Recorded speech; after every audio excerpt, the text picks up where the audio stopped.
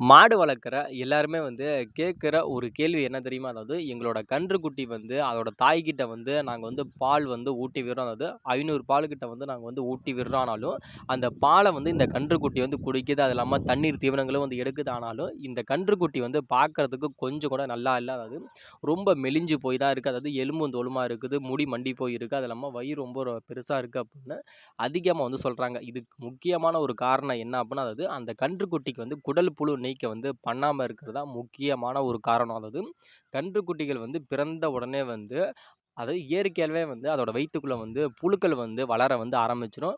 நம்ம வந்து அந்த கன்றுக்குட்டிக்கு வந்து எவ்வளோதான் வந்து பால் குடுத்தாலும் சரி, தீவனங்கள் குடுத்தாலும் சரி, தண்ணீர் குடுத்தாலும் சரி, அது எல்லாமே வந்து சாப்பிட்டாலும் அது வந்து ஆரோக்கியமா இருக்காது. ஏன்னா வயிற்றுக்குள்ள இருக்க அந்த புழுக்கள் வந்து அத எல்லாத்தையுமே வந்து சாப்பிட்டு அந்த புழுக்கள் தான் வந்து வளருமே தவிர, அந்த கன்றுக்குட்டிக்கு போதிய அளவு வந்து சத்துக்கள் வந்து போகாது. அதனால கண்டிப்பா வந்து எல்லாருமே வந்து அந்த கன்றுக்குட்டிகளுக்கு வந்து குடல் புழு நீக்கம் அப்படிங்கிறது வந்து பண்ணணும்.